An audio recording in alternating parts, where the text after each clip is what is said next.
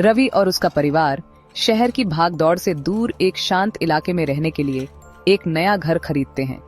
यह घर बेहद खूबसूरत था। बड़ा आंगन, हवादार खिड़कियां और मजबूत दीवारें।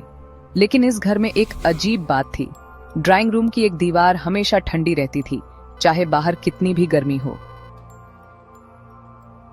पहले तो रवि और उसकी पत्नी सुमन ने इस बात पर ध्यान नहीं दिया, लेकिन धीरे धीरे घर में अजीब घटनाएं होने लगीं। कभी रात को खटखट की आवाजें आती, कभी ऐसा लगता जैसे कोई धीमे धीमे फुसफुसा रहा हो। सबसे ज्यादा डराने वाली बात तब हुई जब उनकी 6 साल की बेटी सिया दीवार के पास खड़ी होकर घंटों उससे बातें करने लगी। एक दिन सिया ने अचानक कहा, पापा, इस दीवार के अंदर कोई रहता है। वो मुझसे बातें करता है, रोता है और कहता है कि उसे यहाँ से बाहर निकालो।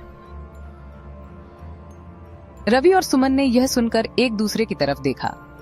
पहले तो उन्होंने सोचा कि यह सिर्फ बच्ची की कल्पना हो सकती है, लेकिन जब सिया ने बताया कि दीदी कहती हैं कि उन्हें बहुत दर्द हो रहा है, तो दोनों के होश उड़ गए। रवि ने घर के पुराने इतिहास के बारे में पता लगाने की कोशिश की। पड़ोसियों से पूछताछ करने पर मालूम हुआ कि कई साल पहले इस घर में एक परिवार रहता था, लेकिन एक दिन वे अचानक गायब हो गए थे। किसी को नहीं पता था कि वे कहां चले गए। कुछ लोगों ने यह भी कहा कि उन्होंने रात में घर से अजीब चीखें सुनी थीं।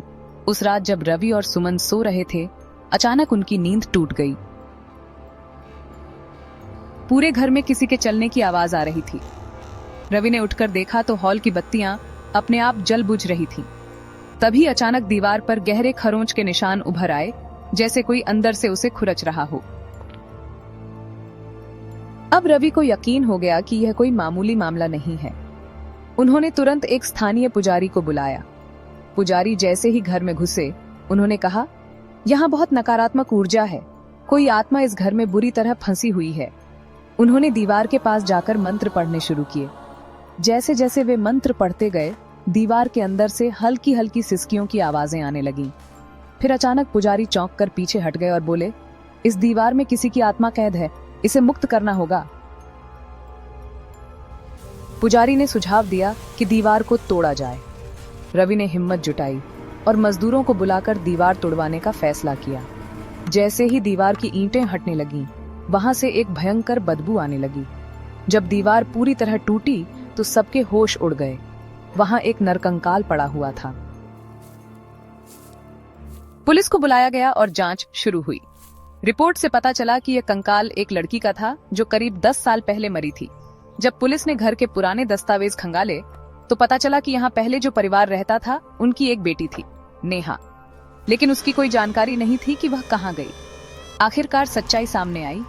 उसके ही पिता ने उसकी हत्या कर दी थी और उसे दीवार में चुनवा दिया था ताकि कोई उसे ढूंढ न सके। पुजारी ने बताया कि जब किसी की आत्मा दर्द और अन्याय के कारण इस दुनिया में फंसी रह जाती है, तो वह उस जगह को छोड़ नहीं पाती।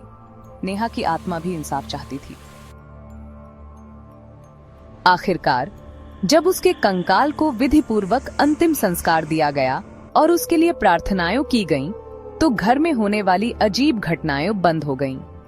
लेकिन अब भी जब कोई उस घर के पास से गुजरता है, तो कभी कभी उसे धीमी धीमी सिसकियों की आवाजें सुनाई देती हैं, जैसे कोई मदद की गुहार लगा रहा हो।